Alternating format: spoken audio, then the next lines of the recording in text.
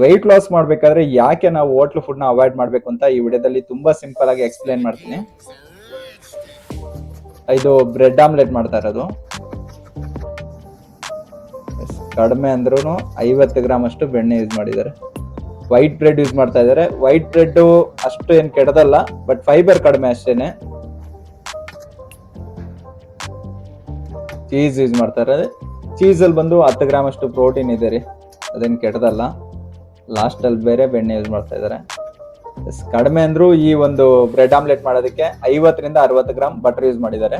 ಇದೇ ರೀತಿಯ ಒಂದು ಬ್ರೆಡ್ ಆಮ್ಲೆಟ್ ನಾನು ಮನೇಲಿ ಮಾಡಿದೆ. ಎಷ್ಟು ಗ್ರಾಮ್ ಬಟರ್ ಯೂಸ್ ಮಾಡಿದೆ ಅಂತ ನಿಮ್ಗೆ ತೋರಿಸ್ತೀನಿ ನೋಡಿ. ಬಟರ್ ಅಂತಾನೆ ಬರ್ತೈತೆ, ಯೋಗರಾಜ್ ಬಟರ್. ನಾನು ಬ್ರೌನ್ ಬ್ರೆಡ್ ಯೂಸ್ ಮಾಡ್ತಾ ಇದ್ದೀನಿ. ಸ್ಲೈಸ್ ಇರ್ಲಿಲ್ಲ ಚೀಸ್, ಅದಕ್ಕೆ ತುರಿದು ಹಾಕಿದ್ದೀನಿ. ಲಾಸ್ಟ್ ಅಲ್ಲಿ ಹಾಕ್ಬೇಕಂತಾನೆ ಸ್ವಲ್ಪ ಬಟರ್ನ ಎತ್ತಿಟ್ಟಿದ್ದೆ.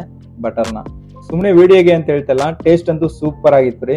ಈ ಸ್ಟ್ರೀಟ್ ಅಲ್ಲಿ ಮಾಡಿದಂತ ಬ್ರೆಡ್ ಆಮ್ಲೆಟ್ ಅಲ್ಲಿ ಬಂದು ಕ್ಯಾಲೋರಿ ಲೆಕ್ಕ ತಗೊಂಡ್ರೆ 1000 ಕ್ಯಾಲೋರಿ ಬರುತ್ತೆ. ಇದೇ ಮನೇಲಿ ಮಾಡಿದಂತ ಬ್ರೆಡ್ ಆಮ್ಲೆಟ್ ಅಲ್ಲಿ 600 ರಿಂದ 650 ಕ್ಯಾಲೋರಿ ಅಷ್ಟೇ ಇರೋದು.